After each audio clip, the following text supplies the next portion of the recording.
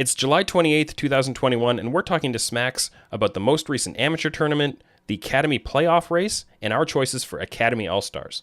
This is the True Sight Podcast.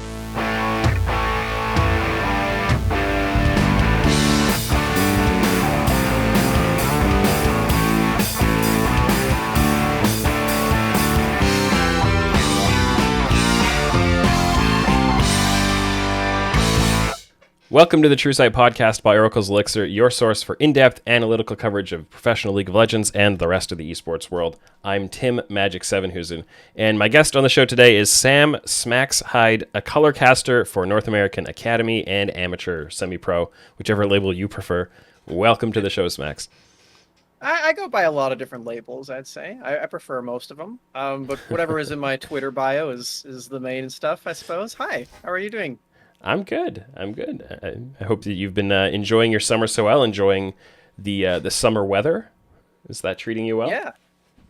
It's very warm in Michigan, and it's very, very damp all of the time, which is not something that I really enjoy. But that's what happens when there are a bunch of lakes around you all the time. Yeah, for sure. Well, I mean, I live on an island, so I know you're feeling. Yeah. Salt water, a little bit different, but still similar effect. All one big lake. Yeah. Yeah. Well, let's just move on from that one. So we were chatting a little bit before we started the show about Olympics and things like that, other things that we've been catching our attention on, but there's been a lot going on in the league scene as well. I'm looking forward to jumping into a lot of that with you. But before we go in, just for people who haven't maybe been as familiar with your work so far, I'd love to hear a little bit about kind of your background in league casting in general and your background kind of in the esport. Where do you come from and who are you?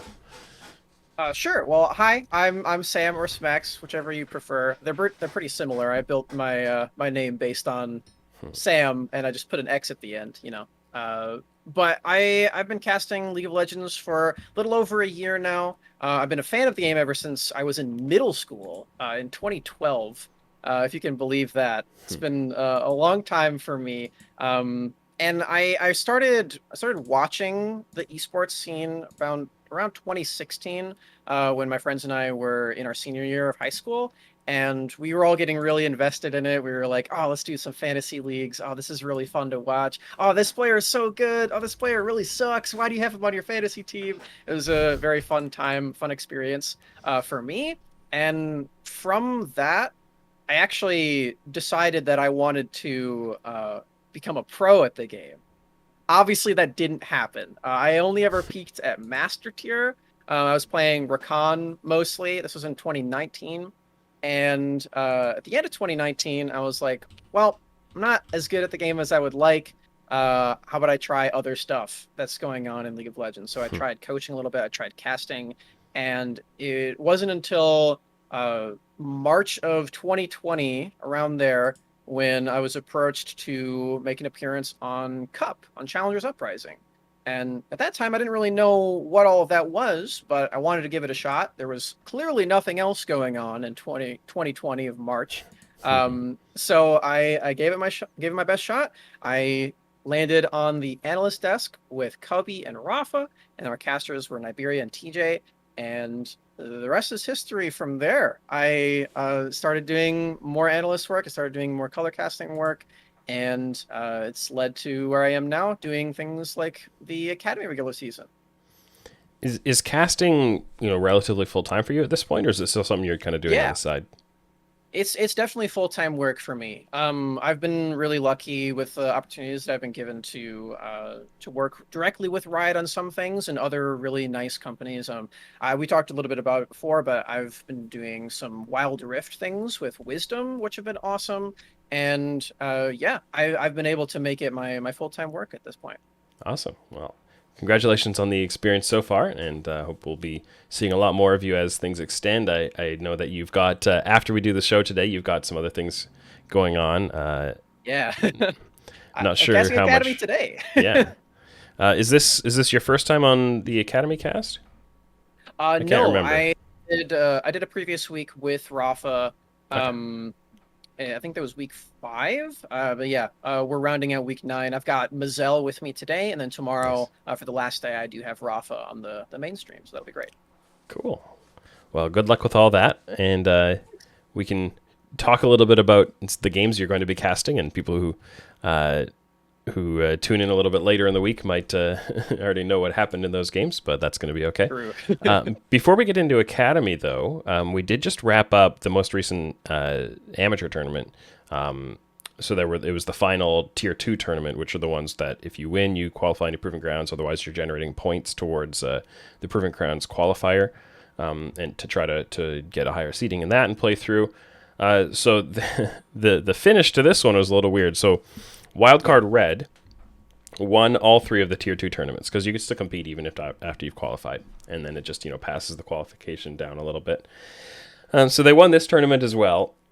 But there's, you can look up all the drama if you want about what happened in the finals of this tournament. The finals didn't mean anything because AOE Esports, who was the other finalist, had already, since they get the top 2 of this tournament auto-qualified regardless, so they got an auto-qualification, and third place also qualified. So the third place mattered a lot, because if you won third, you auto-qualified now.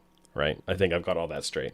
Yes. Yeah. So this tournament was unique in that the previous ones only the winner qualified, or if the winner won again, it would be second place. Yeah. This tournament had 2 spots that were open. And since Wildcard won again, as you mentioned, the final didn't really matter. AOE had already gotten in. Yeah.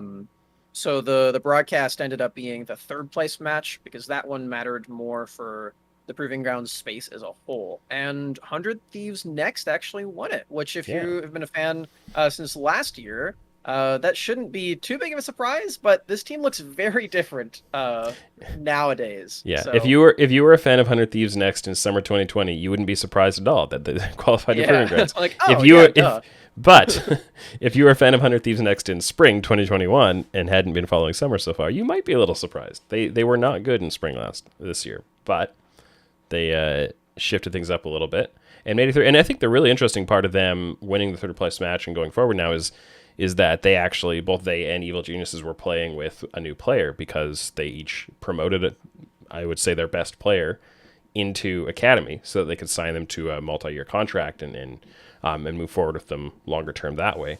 And so 100 Thieves Next were playing with Gweiss at support, not with Busio. I haven't watched the whole third place series yet. I assume you pay closer attention to it. I was busy last night, but yeah. How did it go? It was really fun. So Evil Geniuses, Prodigies, that is, they were also in the third place match. They were not only running without Tomio, because they promoted him, they were also running with Saskio at bot lane instead of Shoryu. Right. So there were 2 substitutions for Evil Geniuses Prodigies that does sort of give them a little bit of an asterisk, I guess. I would definitely expect them to be very competitive in the next tournament, and they probably qualify from there, but nonetheless, they did have 2 subs. And the series was really fun. I'd say that in the first game, Evil Geniuses Prodigies really showed that their new jungler, Bluster, can have these really big pop-off games. On Viego. On Viego, on things like Kindred, Rek'Sai, Kayn. He plays the assassin junglers like every single game. And going into this tournament, or going into this match in particular, Evil Geniuses Prodigies were really just trying to buy into him. And I think part of the reason for that is because Bluster likes playing that way, but the other part is because they were already pretty used to buying into whatever Tomio was doing. Sure. So it made sense for them to go in with that, but it definitely ended up being that Tomio a little bit more consistent of a carry than Bluster. And he also just didn't quite synergize with the team quite yet. They only had a week to prepare for this as well. But all of that aside, all the excuses aside for Evil Geniuses Prodigies, 100X actually did look really good. Gweiss ended up being a pretty nice substitute for Busio, and I really want to highlight Chad Jungle as well, who really stepped it up. He had some really good carry performances. The Graves in game 2, I believe he had like 9 kills on it, so really nice stuff from him. And then Instinct got a quadra kill in the last game too, so nice. Really fun stuff for 100. Yeah, Instinct is a player that has caught my eye now and then, and I keep meaning to go and more specifically watch him a little more closely in some games to see, because it seems like he has these games sometimes where it's just whoa, okay, there's something here. definitely. I think you could say that about a few of the players on that team, and then obviously they have Gamsu as well in the top lane, which is a bit of a different pathway. Has been a league pro before, went to Overwatch, came back, and now he's kind of helping lead these young guys. So yeah, it's pretty interesting stuff. I think the next tournament now there's a 2-week break, I think, until the last qualifying tournaments of the tier 1 Proving Grounds Qualifier, and we'll see. Yeah, I guess like the headlines of that one. So who's all auto qualified through at this point? Wildcard Red, now 100 Next, AOE. Yep. And one other team. And then also Cloud9 Amateur. Cloud9 they took yeah. second in Risen. So yeah, those are the 4 teams. Pretty cool that 2 of them are the LCS backed amateur teams, because that really didn't happen in spring. There was only Dignitas and Evil Geniuses, but one, there are more of them in this split. TSM Amateur also exists, but they do seem to be a little bit more competitive this time around, which is cool, because most of them did stick with the same rosters going in from spring to summer, which isn't really true of any of the other teams, actually. Yeah, I kind of figured there'd be more turnover than there was between spring and summer in the LCS side of it, but I think there was a lot more change outside of the LCS backed orgs, and then a lot more stability inside, which is actually nice to see. I like that a lot, because it shows that they're investing in these players. They scouted them coming into the year and like, we're going to give you a whole year. So yeah, not all of them can make it to Proving Grounds this time around, because there are 3 left and there's only 2 spots. But I'd say that for Evil Geniuses and TSM, they definitely do have a pretty good shot. They're going to be very competitive, though, for those last spots, because there are other teams that still are in the mix and look pretty menacing. I'm talking about Resolve, Maryville is one of them, too. And then, of course, there's the 4 Academy teams that are going to be in that tournament as well. So it's going to be a pretty tight race. Yeah, and you say 2 spots left. I mean, to clarify on that, so the Proving Grounds qualify, right? So 6 teams qualify out of that, and 4 Academy teams will be competing. So there could be more than 2 spots, but you have to beat out the bottom Academy teams to grab one of those spots away from them. Which of those teams do you think have the best, like, I guess who do you think would be the most likely top 2 to qualify as amateur teams, and who would have the best chance to, like, grab a 3rd spot away from, I mean, I think the last place Academy team right now is like CLG, for example. Do you think there's much of a chance of them getting knocked out? I thought that there was a slight chance that it happened in spring, and it didn't. It was very close to happening. CLG literally made it all the way until the very end.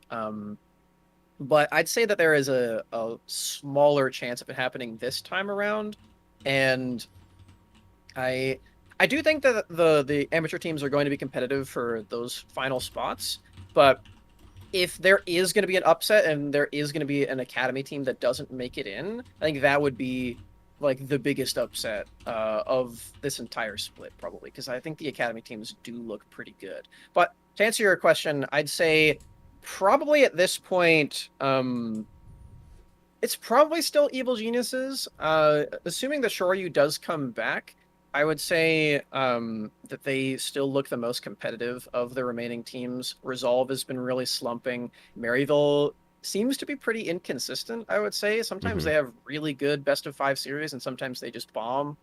And then TSM Amateur as well, I'd say, is probably the most consistent. But I don't know if their peak is quite as high as those other 3 teams I mentioned. So I don't know. It's sort of a toss-up, but I do have a lot of confidence that the Academy teams are going to all make it through. Yeah, it's always a little hard to tell when you don't see them, like, until you see them cross over. You don't really know what the relative level is going to be like, and how much prep and having full-time paid coaching staff and stuff like that is going to kick in.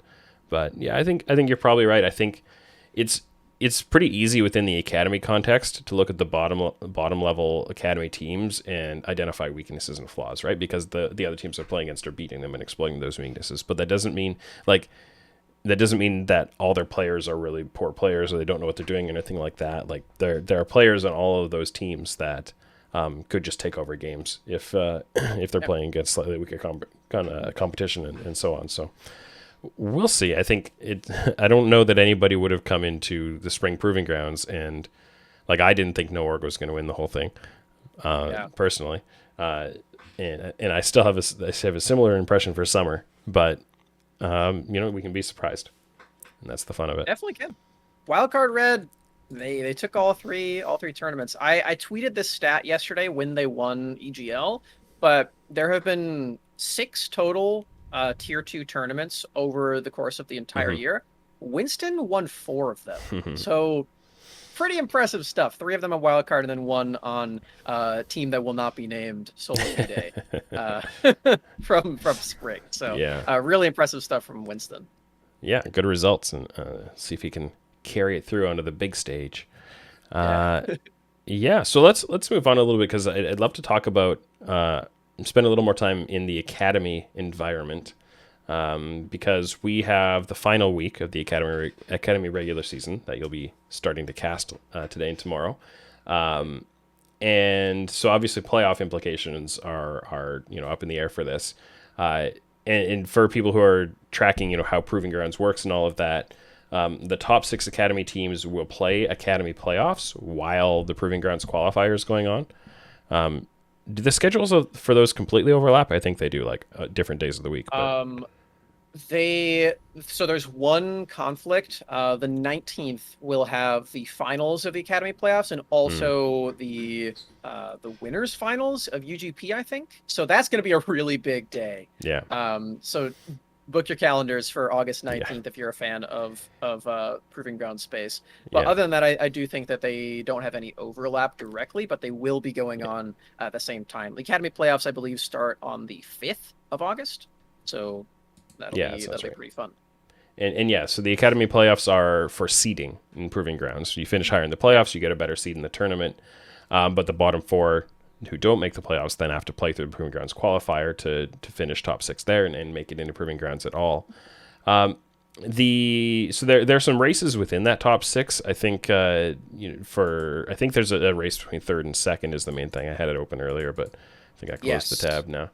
Uh, so third is just about locked in. The third spot, I should say. The order is still a little bit up in the air, but for Team Liquid, all they have to do is take one Nexus, or Immortals just has to lose one game, and Team Liquid's already in. So they're just about in. Cloud9 is also just about in. Evil Geniuses too. Yeah, The 6th seed is the one that is very interesting yeah, though, and to get into that a little bit, the teams that are really competing for that are going to be TSM and Immortals.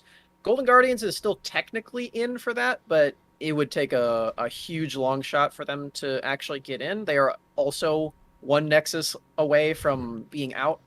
But for TSM Immortals, Immortals is one win behind. They each have 4 yeah, games left, and they have some pretty tough opponents. So both teams play Cloud9.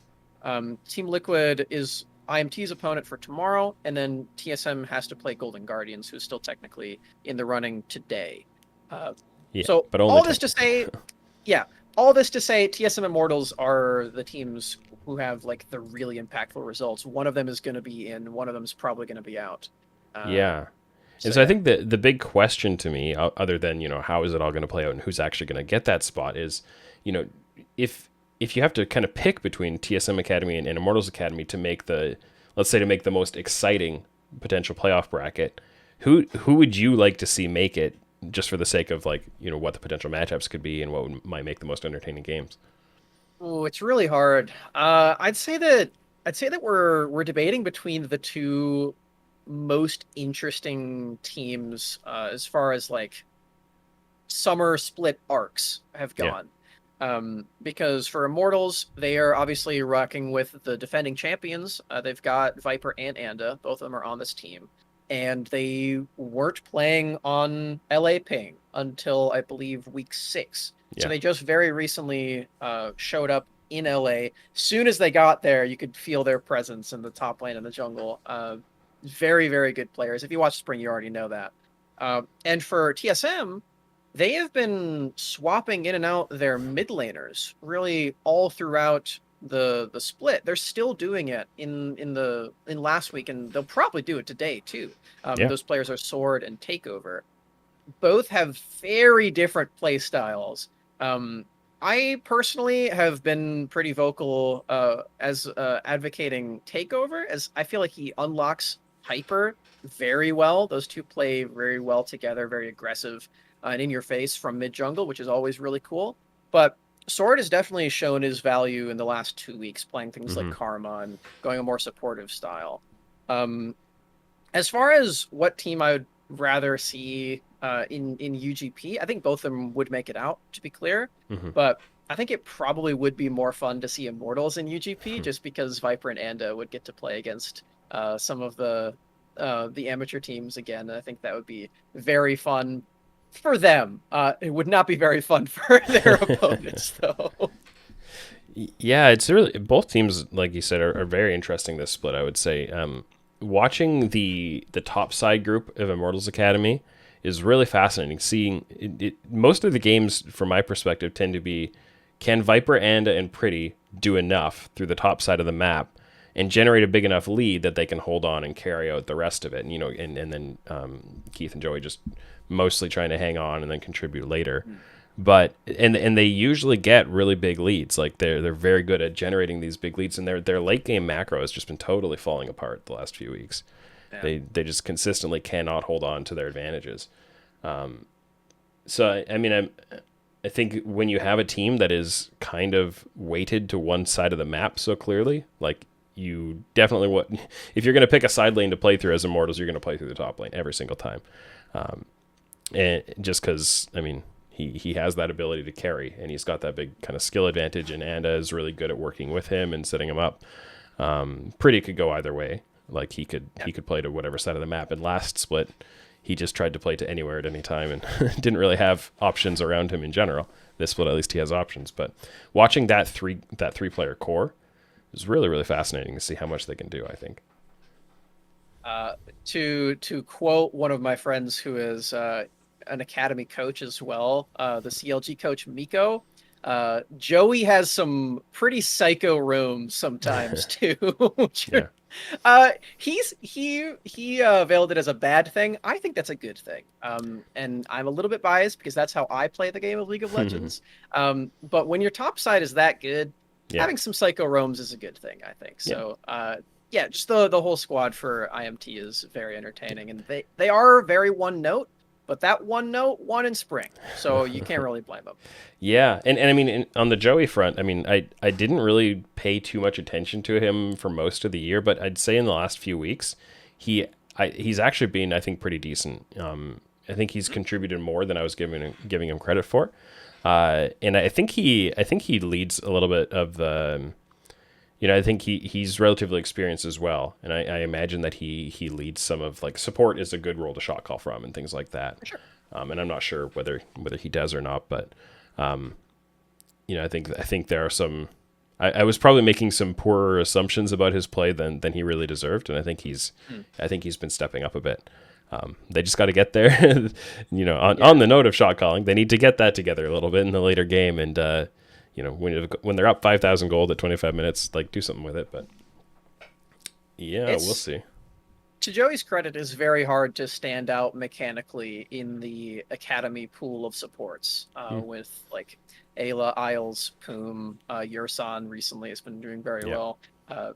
It's quite difficult, but I still would I agree. I would say that Joey's performing a lot better than expectations, especially if you've been following his career all throughout. It's been a lot longer than a lot of the players in that are coming up in Academy, but he is making it work for sure. And yeah, Immortals is definitely a team to look out for. There are so many good Academy teams for real. Yeah.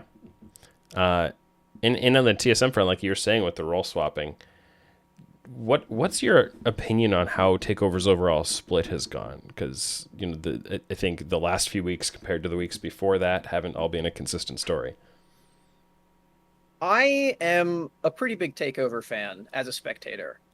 He plays like all these melees, all these assassins, and he's always invading with hyper.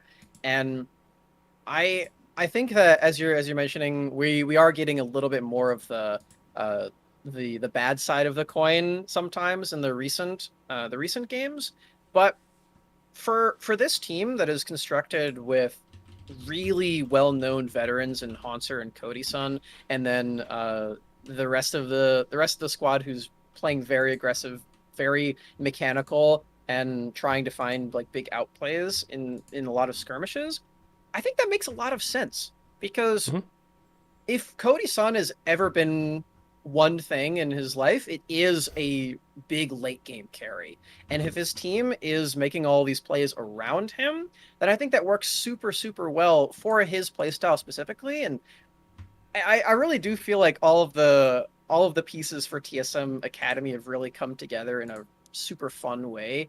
And it's not like other teams that we've seen, and I don't think any other team could really do this because they don't have the veteran presence of Hmm. Haunter and of Cody Sun combined with these newer faces. So I think it's really cool. And TSM has been an org over the past year or so that has sort of been bashed for like not having the best scouting or not being able to. Uh, it's really mostly the scouting for this. And when they do have these new players coming into this team, like Hyper was a really big name in collegiate and amateur for the past year or so, even before then.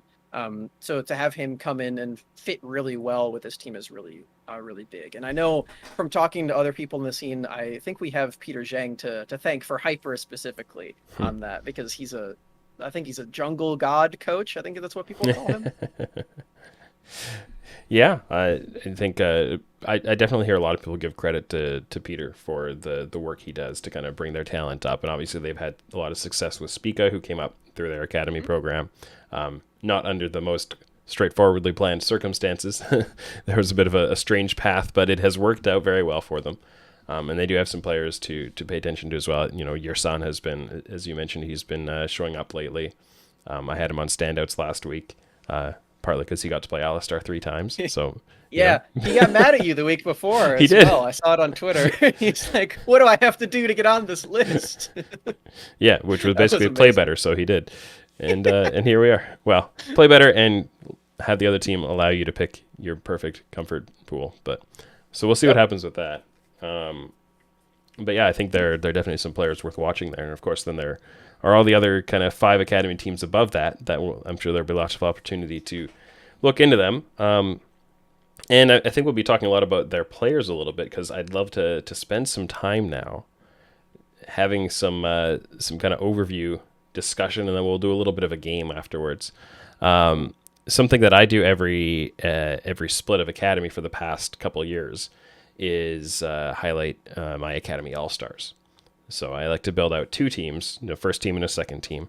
In LCS and LEC they do kind of 3 all pro teams. So I like to do 2 for academy. And I wait, with the Proving Grounds format, I'm waiting until the end of Proving Grounds to do it. So, in spring, I didn't post that until after Proving Grounds is done. I wanted to, I had amateur included in that, and I think I probably will this time as well. But they are regular season awards for the top level pro leagues. And with only 1 week left, I think it's at least a conversation worth having. Who would be kind of the early selections for Academy All-Stars so far. So I'd love to get your take on that. I don't know if you had time to kind of think about it in a bit in advance and form your thoughts. Sure. But yeah. The first main thought that I have is that the best player in all of Academy for the entire year has been Contracts. I don't know if he counts, because he That's tricky. is up in the LCS squad now, but he will be playing out through all the rest of the Academy games today and tomorrow, and then he'll be done. It'll be Tomio from then on out. So But let's lay the ground rules yeah, on stuff like that then. Let's talk about players who are playing in Academy right now. Let's just make that the thing. If you're playing in Academy this coming week, which Contracts is, yeah, he uh, is.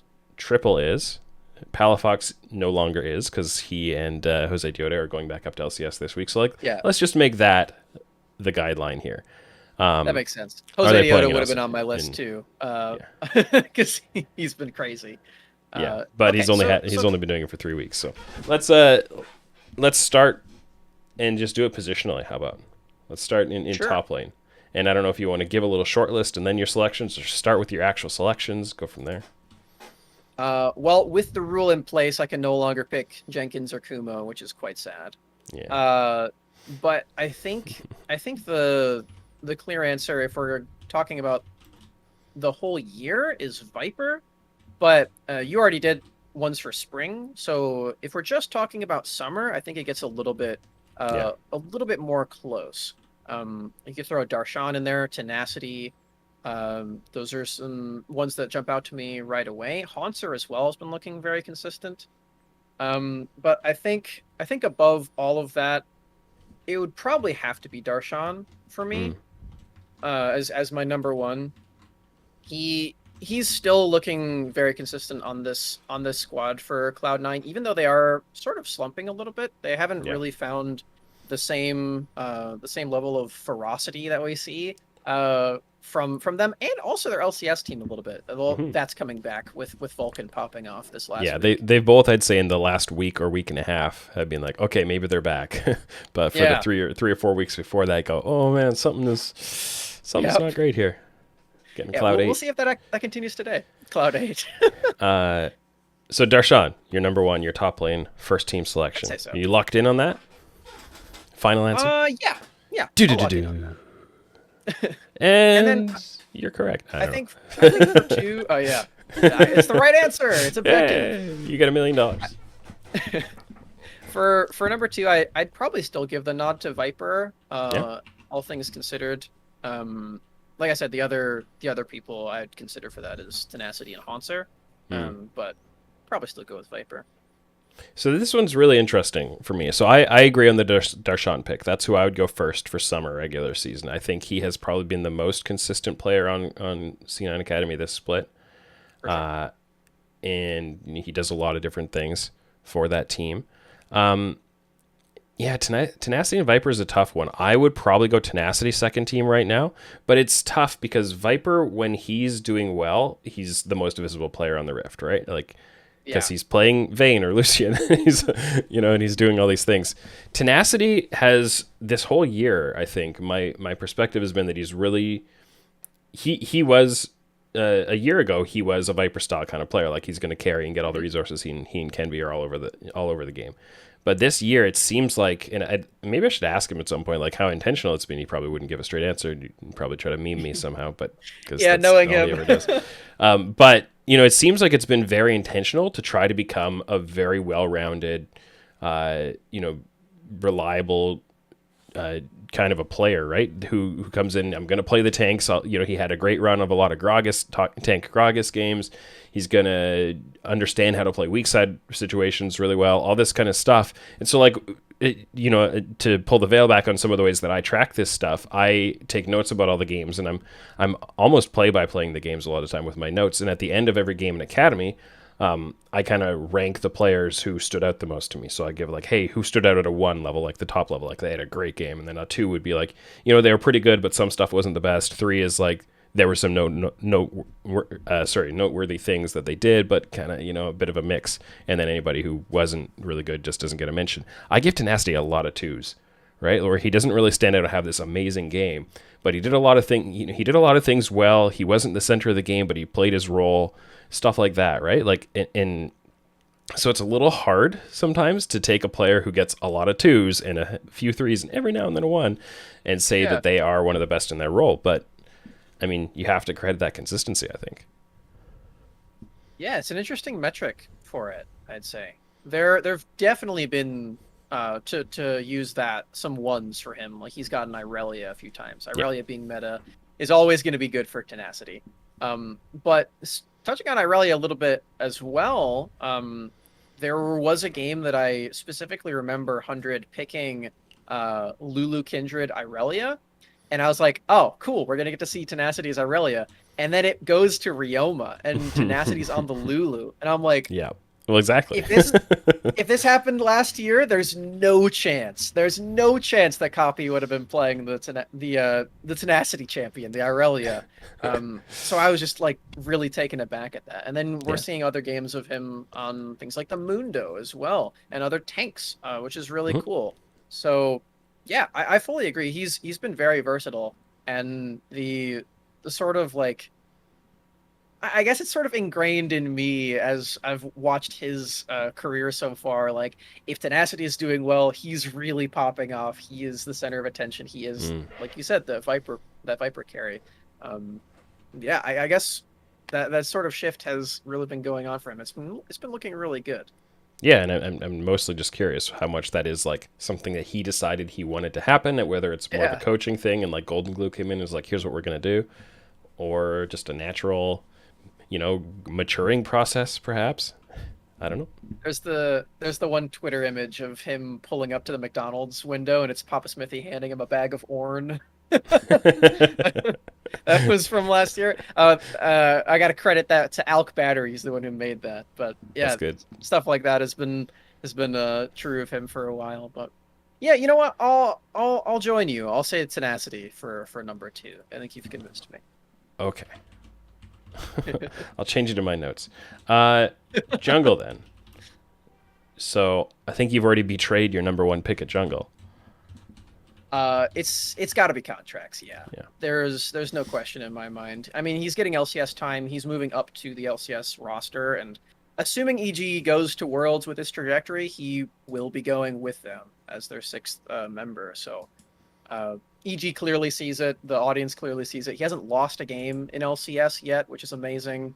Hmm. And yeah, he's been rocking it all year. He's one of the reasons why Evil Genius's Academy went from 10th to top 4 in the Proving Grounds playoffs in spring, and he's Yeah. one of the reasons why they're looking so good now, even despite uh, the sort of fun stuff that JoJo tends to go for.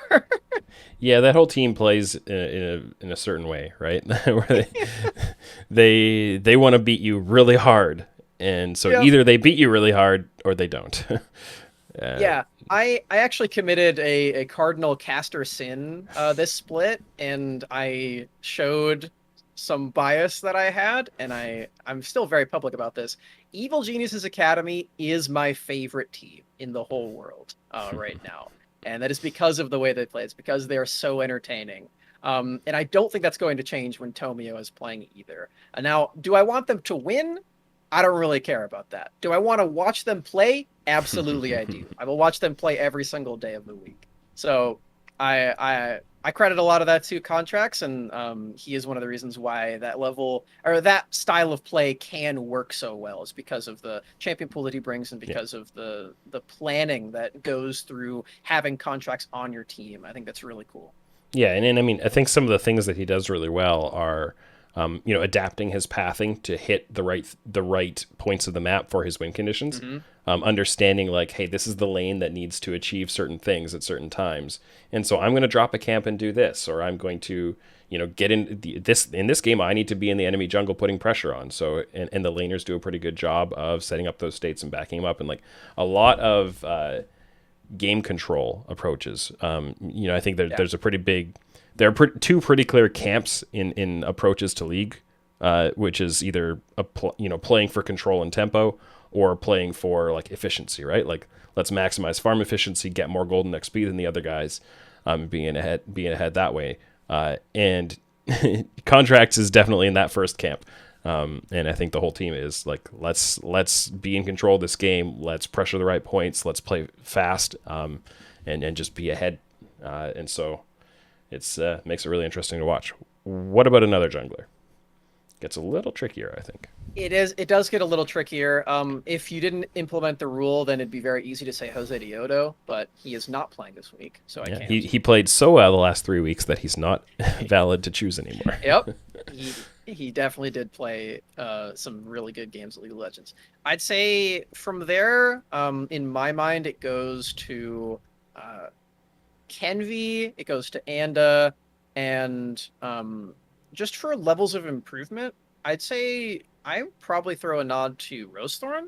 Hmm. I think Rosethorn has been one of the big standout performers on Golden Guardians Academy for this split. He's had Mhm. some games where he's just really taking over the map. A lot of Volibear games are like that for him, where Yeah. he's just rampaging through and getting all of these early plays down, outpacing his opponents on Volibear of all champions. So I do want to give a nod to Rosethorn. I don't know if I'd put him at number two though.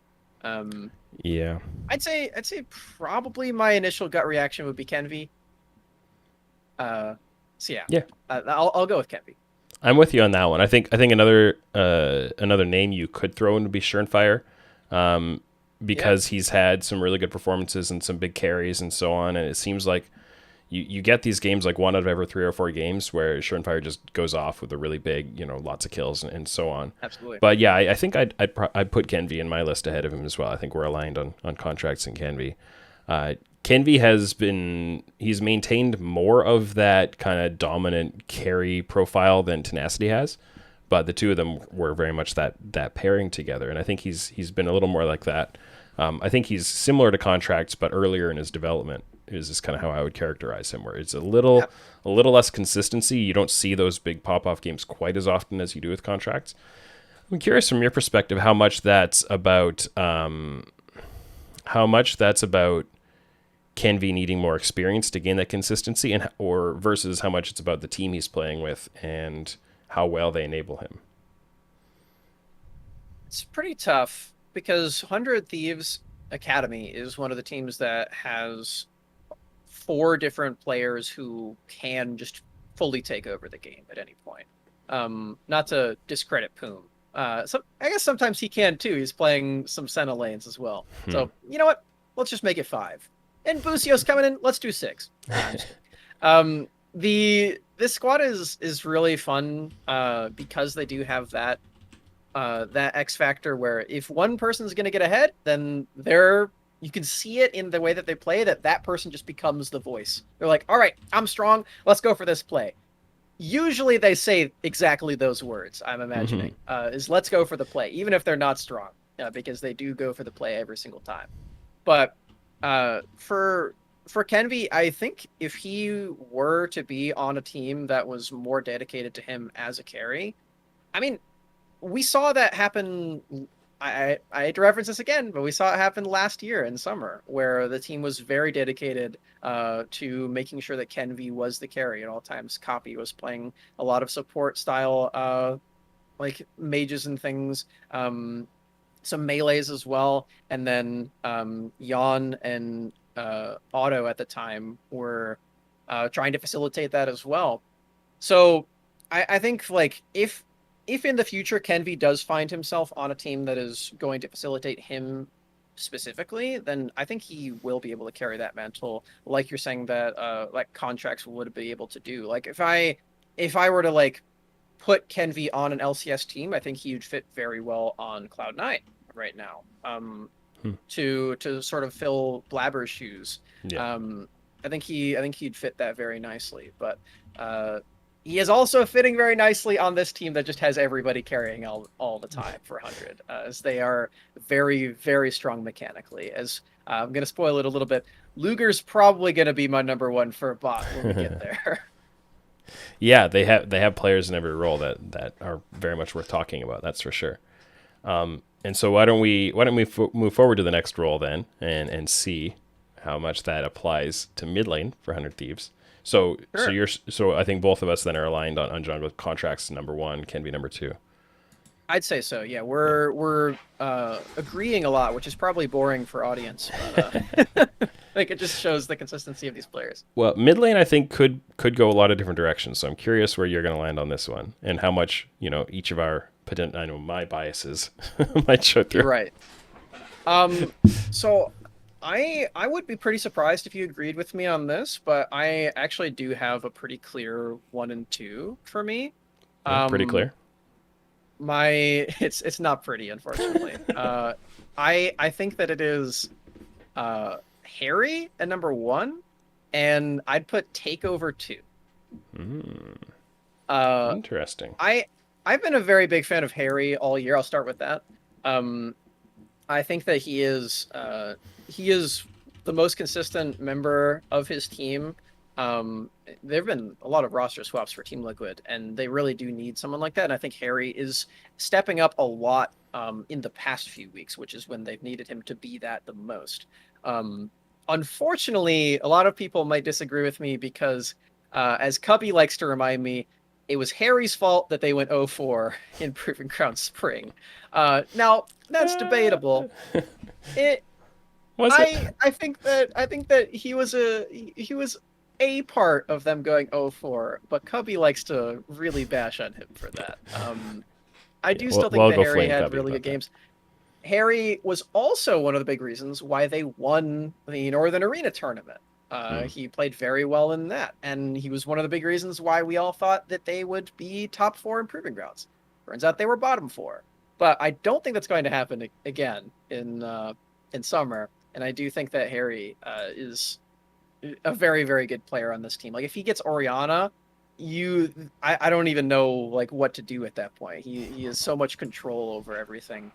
His lane, his team fights, his objective setups. I really appreciate the way that Harry plays mid lane. Okay. And you'd put takeover number two. And to be clear, Yeah. are you basing this on how good of a player you think he is, or how well he has performed, or do you see a difference between those? Uh, I'd say there is a difference, but I'd say it's definitely both. But the biggest thing for me is the way that he was able to shape the team for TSM. I already talked about it a little bit, but while Sword was playing for the first 3 weeks, I think he played all of the games. Um, Hyper looked pretty lost. I think that he didn't really have a clear early game win condition to play around, and Hyper ended up dying a lot in the enemy jungle and not really getting his feet off the ground. But once Takeover stepped in, the two of them just made this roaming death squad that gave Hyper a really clear sense of direction. And for rookie players, I think that's a really good thing to have. Is just I know the sort of formula to play the game through, and I know the takeover's got my back when I go for these crazy plays. And there are way more games in the split too. So for a rookie player coming into summer rather than spring, you get 4 times as many chances to make those plays. And I think that that's been a really Yeah. cool point of growth for TSM. So I really do appreciate the all the things that takeover has brought to this squad. Yeah, it's interesting because I think if Takeover had played like the first couple weeks in, the first I'd say even the first 3 weeks into Academy, if he had played at that level the entire split, I think he'd definitely be a number one option for me. I don't know if I necessarily would have landed number one with him, but I haven't had him on Academy standouts at all for I think I think the last one was week 3 or 4. I don't remember exactly. He hasn't been impressing me much lately, to be honest. And I don't know if that how much of that is meta. I don't know how much of that is splitting time with Sword and that making it hard for him to really get in his groove. Yeah, week 4 I had him in the top 3, but I don't know. I like to see more consistency from him than I have personally Yeah. seen. I So think a part of that is splitting time with yeah, stage games and scrims. yeah, I don't want to say that Sword isn't valuable for this team, by the way. I do think that Sword does bring another aspect to it, but when there is this sort of time crunch, I guess, for this squad, and hmm, the games today and tomorrow do matter quite a bit, I would say. yeah, Um, it is sort of a weird spot to be in for TSM where they're trying to do multiple different things. They're trying to hmm, develop two different mid laners at the same time, which has been working more than it's been failing, I will say. But as far as yeah. like results are concerned, it's a little bit up in the air. I think the time splitting has been good for Sword because I think he's Mhm. been better in summer than he was in spring. Oh yeah, And has been definitely. improving over time. But I think it's been worse for Takeover. Uh, and I don't really get why they're doing it or how they're approaching it personally. But Yeah, it's a little yeah, weird. We don't really know all the details for that team. I don't think we ever will. But I think that Sword definitely looks a lot better, and I've been an advocate for Takeover starting for a while. yeah, S- so again, I don't want to bash on Sword a lot, but I think very highly of Takeover. yeah. So I don't think I'd land in the same place, but I find mid lane really difficult. And if I went away and spent an hour kind of reviewing my own notes and stuff like that, I might land somewhere completely different on this. I think you've convinced me a little bit that maybe I'd put Harry in number 2, but I don't know. I just find watching him most of the time. He has definitely caught my eye more in summer than he did in spring. But I don't know. He tends to be kind of just a straightforward player to me who doesn't often do things where I'm like, oh boy, there's something there I want to learn more about. Like I don't know. That might just be a little bit of confirmation bias on my end or what it is. And I'm also so I end up I'm always very tempted to put Pretty in at number one just because I think he is really good, but I'm not sure how much of that is me again confirmation biasing that I think he's really good. So every time he does something good, it just validates me. I don't know. I'm really Just roll with it. Tell us why Yeah. Pretty's good, Tim. Tell us. well. He. So we were talking earlier about IMT Academy and their top core. They're that three players, right? And how well they're able to pressure the map and generate leads and play forward and all that kind of stuff. I think Spring Split, you'd really have to like almost watch his perspective all the time to see what the things he does right and how his team wasn't able to use them.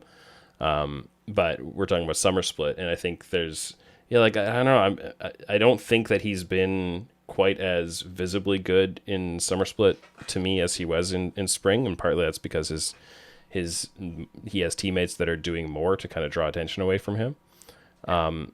I'm really not convinced myself that I would actually put him up here, which is why I'm kind of like hemming and hawing so much about it.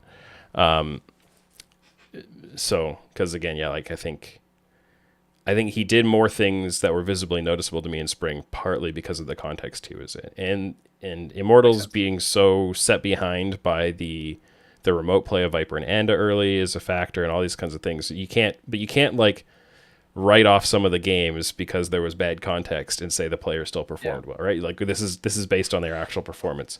So like I led into this all saying like I'm tempted to put him up there because I think he is. If we were approaching this from a completely different angle, which we can do a little bit later, if I was going to pick who is the current strongest mid laner in Academy, he'd have a stronger case there for me. But if we're talking about who has performed best in Summer, I don't think I can talk myself into that. But the other challenge for me is that, like I said, like Harry, for example, like, I think he's done pretty well, but he's not super compelling to me. Yeah. You talk It's about not Ryoma really been similar. a split about mid laners. I would Yeah. say just in general. It's kind of the meta, right? It's not a mid lane meta, and it hasn't been for quite a while. It's getting a little more that way, but not in the same way. Like it's a much more like jungle oriented meta sometimes, or things like that. Yeah. Like Ryoma, I think is a bit of a similar story. He started the split really hot, but then the rest of the team, like he has all these good players around him, and he hasn't been too important. And then of course you get Jojo Pian, who's always worth talking about.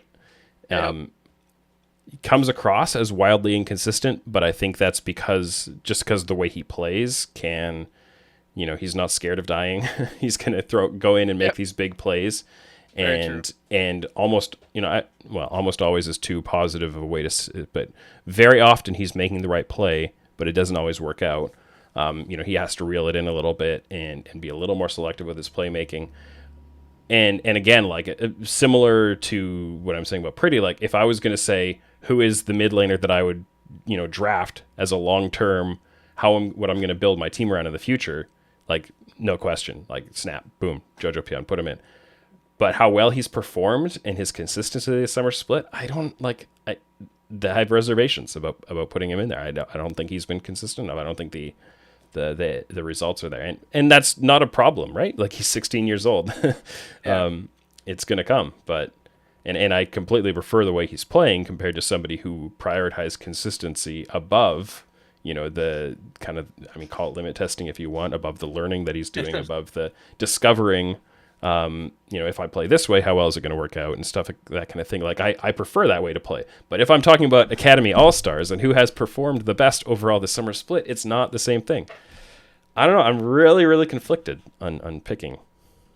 I think by the end of the split, we'll have a lot easier of a time, because it does feel like the mid lane meta could be coming back. Like the LeBlancs are coming through, so we can see some carry performances there. Yeah. But yeah, at this point, it is a little tricky. You know what? Maybe we'll have different answers entirely after today and tomorrow too. Yeah, so. It could be. I think if I really had to commit to something, just for kind of consistency's sake and so on, maybe I'd put Harry 1 and Pretty 2 or something like that. Maybe I'd talk myself into putting Jojo second, because I do really value, like 2 or 3 times a split, I'll go in and, like I was talking about the 1, 2, 3 system before, 2 or 3 times a split, I'll throw in a 0. And I think twice it's been JoJo that I've done it for. I mean, like, this is a game that is almost good enough to get them onto Academy standouts on its own. Not, they still have to be. They can't be like a 0 and then completely blank the other three games. But so I don't know. It depends what you value. I'm not completely locked in on this one. Yeah, I think we value different things here too, which is cool. Yeah. So bot lane, you've given away a little bit of this one as well. Yep, it's gonna be Luger for number one. I personally don't see other options for that. For number two, it gets a little wider, but I think for just number one, it's pretty clear to me that it is Luger through and through. Sure, tell me why. So he's one of the AD carries that is playing very well around the lane specifically, and we saw that he was one of the first players just like in North America that was really getting the Kalista priority a lot. I don't think we've seen him play Draven quite yet, which is the other metric that's been popping up recently, where I'm like, oh yeah, this guy's playing the lane very well. Or playing for the lane, I should say, drafting for the lane. But even without all of that stuff, like Luger has been playing things like the Senna as well to open the gateways for Poom to go for counter picks. I really liked their Senna Mundo, actually. I think they were the first team to pull that out, and that was really interesting as a counter to Aphelios Thresh. And the creativity in that, the lane power, and then also the team fights later as well. I'm sure his damage numbers, I should pull them up before saying this, but I'm gonna make a guess and say that his damage numbers are very, very high for that without actually looking it up quite yet. He's fourth in damage per minute. That includes, so like first is Johnson in 12 games, and then Tomo, and then Jan, and then Luger. So out of those who have actually started every game, Luger's second behind Jan in damage per minute. So that makes sense. Well, there you go. Perfect. Thank you, Statsman Tim. But yeah, Luger just feels like the most well-rounded bot laner, maybe player overall in Academy, I'd say. Yeah, I think I don't disagree. I think his second half of summer, like with pretty much all of 100 Thieves Academy, has been a little less dominant to me, visibly dominant. They haven't always seemed to be clicking, but he's always contributing really well and always kind of like definitely smashing his lane. It gets a little tough to talk about bot lane laning stats because you don't know how many Senna games different people will have. Like if you looked at King's laning stats, you think he's been terrible, but like hold on, he's played a bunch of Senna, so like kind of write that stat off. But Luger has definitely done a lot of very good things. And you'd kind of expect that too. Like he came out of the Turkish league and was a good player there. He should be kind of destroying this league, and I think he's lived up to it pretty well. Definitely. The number one spot is very clearly his, I think. Number two, though, I don't know. Because to me, the bot laners that stand out a lot here actually provide different things. You name some options, maybe. Yeah, I'd say the ones that I'm thinking of right away, it would be Tomo, but we've removed him as he's playing LCS. I'd say Prismal actually is up there. I'd say Team Luke is up there for something entirely different. And then, as you're mentioning, his stats might not be as good in lane, but I'd say King as well is up there. As an aside, you should definitely find a way to like remove Senna from stats and like have a Senna without Senna stats. I know that like the LCS broadcast, for example, just removes Senna games from laning stats, and like CS per minute. I'm not sure if they remove it from other ones. I haven't taken enough time to kind of sit back on my own and think about it and decide how comfortable I am with it, because maybe there's a more complicated solution that would end up being better. Definitely, like, it's a problem. Yeah, it's definitely a stats monster. I'm sure there will be more champions eventually in League that do that too, so it'll be a mess. But yeah, I think the bot lane role is a little bit wide open for second anyway. Yeah, if you were gonna land on somebody, so I I don't think it's 100% clear cut for Luger, but I do think that's where I would land. Mhm. I would personally land pretty clearly on King as my second choice. Mm. Okay. What about you?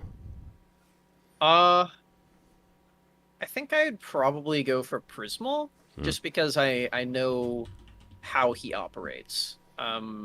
Which is not like incredibly clear from gameplay. Sometimes it is. Sometimes it's very clear, like, oh yeah, Prismal is the one spearheading this place. Prismal is the one who's Yeah. spearheading this draft. They're clearly trying to make sure that he is doing well and he is getting what he needs to carry the game. Um, but sometimes that isn't the most apparent. But I'd still say the Prismal uh, of all of the bot liners that are not named Luger is probably the one that I would promote the soonest. I was surprised that he was even still in academy for this split. Yeah. I was Same. pretty impressed with his play in spring, and I thought that if GGA were going to make changes already, that he would take the spot of Stixay. Hmm. Um, and I don't think that has really fallen off in this split either. For him specifically, I think Golden Guardians with the roster moves and everything have definitely needed some more time for adjustment. And it hasn't really clicked yet, which is a real shame because I do think that a lot of these pieces are really cool. Like Niles is still having really good games, and like I said before, Rosethorn looking Hmm. very solid on things like the Volibear. But all that it sounds like I'm giving a lot of excuses, but I am still going to go with Prismal. I do think very highly of him, Yeah. just in general.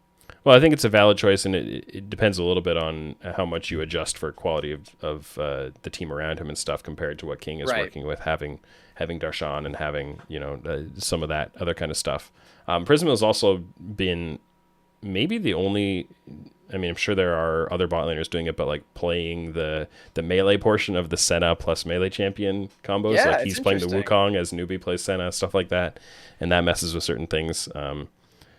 And yeah, I think it's been interesting. Played a lot of Ziggs too, a lot of Ziggs. Yeah, a lot of Ziggs. I can't believe I didn't even mention that. I know that Team Luke, I believe, said in an interview that he is the best Ziggs in the world. But Prismal has definitely been the most frequent Yeah, on that champion. yeah. So let's wrap things off with support then. Okay.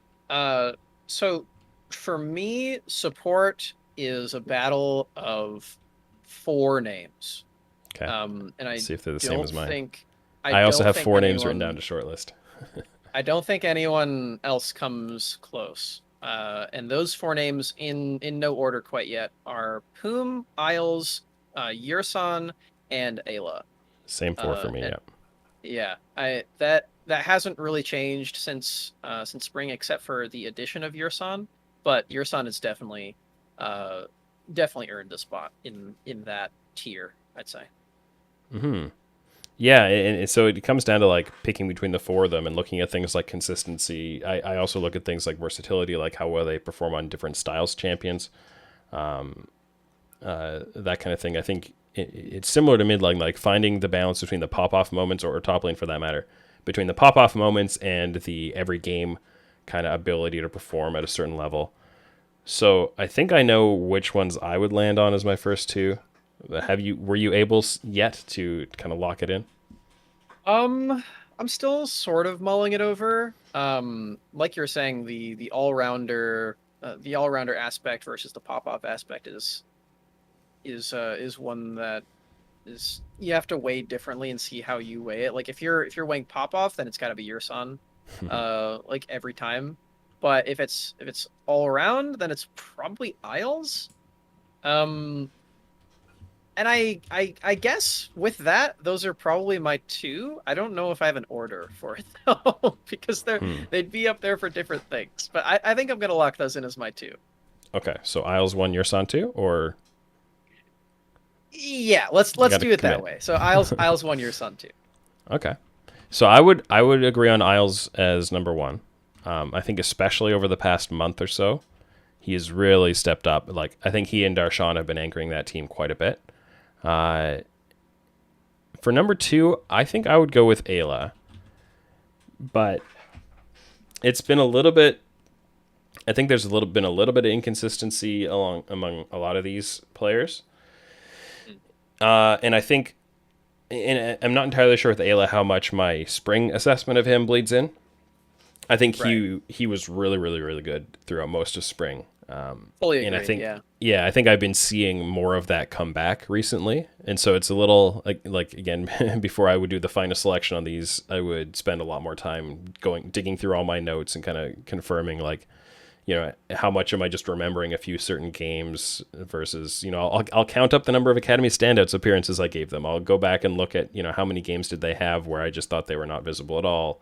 All that kind of stuff, and the reasons that they stood out to me. But going mostly from recall, I think Ayla has done enough this split and been a big enough portion that I would probably put him in number 2. And to some extent, that comes as a bit of a, looking at the other options and talking about some subtractions from them. I think Yerson is a player who, again, like he has these really big, very visible moments, and it's almost always on Alistair Nautilus. These kinds of champions that pull the trigger hard and set up a big team fight. Maybe a Leona sometimes, but I just don't see him doing that having that same level of influence on other styles of champions. And I also have some issues with his selectiveness, kind of like a Jojo Pion situation where okay, you didn't need to go for that one. You actually cost your team a fight by trying to engage there when the engage wasn't there. Showing a little more reserve and a little more versatility. So those are some things that I think hold him back.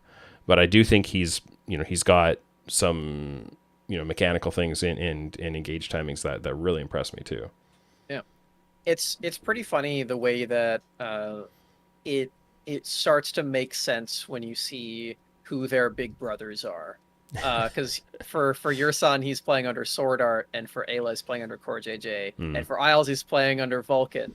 So it really starts to make sense. You can see, oh yeah, these guys definitely play against each other all the time. Like they clearly talk about the game with each other all the time. So I think that bit of it is very very funny. Like if I don't know if these orgs are really trying to make like similar versions of the same supports they already have, but they're definitely succeeding at that. They're just exposure training. Yeah, it's pretty awesome. All right, cool. So overall teams, I think we've landed on what we would both select on this. So I would say Isles and Ayla here. You'd say Isles and Yerson. Yeah. Now, to put a different spin on it, since I said we were going to do this, and we're running a little long here, so I don't want to take too long on it. But to take a different spin, right? So we've been talking about performance this summer, but if we flip that a bit and said we are each now going to be the general manager of a new team going into the LCS, and we can draft whoever we want from academy, amateur, or free agency. Okay. What team would you build? And so that might involve some players that we haven't actually talked about here if you're going to dip into amateur or so on. And you're also going to have to make a choice. And I think I would actually approach this slightly differently, whether I'm trying to make a team that would win the most games going into their first split versus the team that would have the best 3-year run of development. But what would you run with on this, and maybe explain your reasoning a little bit up front? Sure. I think I'm gonna go the development run. So I'm gonna make a team that is in for the long run. Yeah. Which I think is a little. To be completely clear in terms of free agents and so on, I'm saying I'm trying to include people like Five Fire or I guess Zazel or something like that. Exactly. I'm not talking about who's going to be a free agent in the upcoming offseason out of the LCS. I mean available right now today. I'm glad you mentioned Zazel because he'd be on it. I'd say for my bot lane, I would want to make my bot lane my rock, I guess. So I'd want them to be the most consistent players on my team. And I think that the reason for that is just because of how League of Legends tends to operate over long periods of time. You really don't get too many metas where it is bot lane carry for more than 6 months. And those 6 months were Ardent, and then it hasn't really happened for that long ever since then. And because of that, I want my veterans to be there, and those veterans are going to be Zazel and actually going to be Arrow, the current AD carry for Wildcard Red. Um, I think with those two guys in my bot lane, um, it might be a little steep. So we might have to find some nice sponsors for that. But I'd put them there as my most consistent voices, and outside of the game as well. I know from talking to a lot of the people that are involved with Wildcard Red that just having Arrow around has elevated every single thing that they try to do. He's such a vocal voice in like their preparation and their post game and in the game as well. So I really want to lock him down for that when building a team like this. Would you like me to just keep going Yeah, on my no, team? go for it. Give me your whole team. All right. From there, I think the clear choice for if I want the rest of my team to be more developmental and more long term is JoJo. You already mentioned it, so we're probably gonna have overlap there. I'd take JoJo and I'd take Kenvi right away for that. I think that these two players show the most promise for their mechanics, and I think them being backed with the bot lane that I've put together is I think it should work out very well for that. And I think regardless of whatever team these two players are on, I think Kenvi and JoJo are going to be on like high-end LCS teams in the next 3 years anyway. I think that watching the trajectory of these two players, it's very clear to see from there. And I'd say for my top lane, I'd probably just go with Viper from there on out. I know I said that my top side would be more developmental, but I think that Viper's still got a lot left in the tank as far as longevity in the NA League scene. He has been around a while, but I think that he is a really big carry force, and I think when he is on form and when he's confident and when he is on like a really strong team, he looks super good. And I think that core roster is a good spot for him to be. So yeah, I'll go with Viper, Kenvi, Jojo Pyun, Arrow, and Zazel. That's my squad. I like it. So I think I would look at this very much as a top side, like solo lane oriented team. Actually, is how I would describe it. Like, you're going to get most of your skill expression is going to come out of top jungle mid, and Arrow and Zazel are going to anchor it. They're going to be the veteran voices. You hope. Like, I think given that Arrow has been kind of player coaching, is what the role that they brought him in as. You like to think that he's hopefully doing a good job of that, of mentoring the other players and kind of helping them learn the game better. So yeah, that'd be interesting. I think so. If I'm going to do the long-term developmental team approach, I've got some overlap and some differences. So I would agree on Kenvi and Jojo Pyun. I think those guys have showed a lot of big potential. I think I would go with Tenacity in the top lane. I really like how he's been rounding out his game. And I think that if you're going to go for some really high volatility in the mid lane, and in jungle in this case, and the existing synergy with Tenacity and Kenvi is good, and then having a top laner who is a little bit more of a supportive player, or has been working on that. I think he's probably a little better at that than Viper is.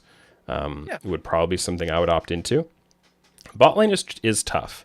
I wasn't looking so much outside of Academy, although I think I understand why you did, but I think I'd probably land on Luger and Isles. Luger feels like a little bit less of a, compared to some other options, compared to a Prismal or something like that, a little less of an unproven talent that, might be able to get more value out of, right? Like some untapped value there. You have a little clear idea of what you're going to get, but he's still 19 years old and he's doing so much that I think I would definitely still look at him as a very developmental kind of a piece. He's been playing for a few years, but he's still very young. And I think still, could prove it at the LCS level and step up some more. And I think Isles has just been so good all around lately that this version would have less of that kind of mentorship than what you put together. So it's a little less well balanced in that sense. But a straight up, like, let's get the most pure talent in each position that I can find at the moment. That's what I would go with. That makes sense to me. as far as talent is concerned, those are. Yeah. I mean, we mentioned all of them in our All-Star thing. So Yeah, and I mean, and the only ones, well, I guess they're all a little different from what would go into the All Star, but like tenacity over Darshan, like if you're gonna, yeah, I'm not talking about what you might be able to achieve with actually paying bios for them, whatever, because that's not practical to right. do this. But like going with tenacity over Darshan would be, yeah, it's the long term project. Darshan would be somebody I would opt into if I was trying to win more right now, because I think having him as a mentor and as like a being able to like refine your late game macro and all that kind of stuff. I think he's quite good at all that kind of stuff. I think contracts would be the choice again if you're trying to win right now rather than building for the longer term. Contract is one that I'd be very tempted to put into a developmental team as well, to be honest. Yeah. Even though he's been around for a few years at this point, but yeah, I don't know. It's tough, I like and our squads. yeah, I think I'd definitely like to see what happens in the next couple of months to see how this shapes out, because I will be doing Academy All-Star at the end of summer. Yeah. And maybe looking back at this and seeing what changes compared to what you and I each came up with here will be kind of fun to do. We'll have to clone a couple of players so then we can play against each other with those rosters. Yeah, there you go. Yeah, I mean, doing this kind of thing, this kind of like armchair GM drafting kind of stuff is always really fun head to head too, right? Where you get to take people away from each other, fantasy draft kind of stuff. So we have run pretty long here, and I've enjoyed it. But I'm going to cut things off here, and unfortunately, we don't have time for any listener questions. I want to make sure you've got enough time to air yourself out of that hot room and be ready for your Academy casts. I don't know if it's down to 80, so okay. A couple more better. degrees. Yeah, good stuff. Well, no, I really appreciate you coming and hanging out, and especially kind of playing the game here at the end of it. So I appreciate you joining me on the show. What is the best way for people to kind of keep track of what you're up to and follow your work? Sure. For me directly, you can follow my Twitter at SmaxCasts. I think it's right there, right here. Yeah, if you're watching the video version, it's on the screen there. If you want to follow my casts and stuff, I tweet about them all the time. But for today and tomorrow, that's Wednesday and Thursday of July 28, 29, I'm going to be on the Academy streams. And from then on out, you can hope to see my face on a lot of the Proving Grounds streams and other things from there on out. And yeah, that's all my league casting stuff that's going on. Great. And thank you to everyone who was listening, who's listened to the episode or watched live as we streamed it on Twitch. You can support the True Sight podcast with Twitch subscriptions on the live stream if you'd like that, or at patreon.com/oracleselixir. You can subscribe to the show on Spotify, Google Podcasts, Apple Podcasts, and also on anchor.fm/TrueSight. And make sure you check out the Oracle's Elixir Discord server, where we not only record this show in a private audio room, but we also do a lot of chatting about League of Legends esports, data science, other topics, and links for all those things will be in the show notes. This has been the True Sight Podcast, and I'm Tim Sevenhuisen. Thanks for listening.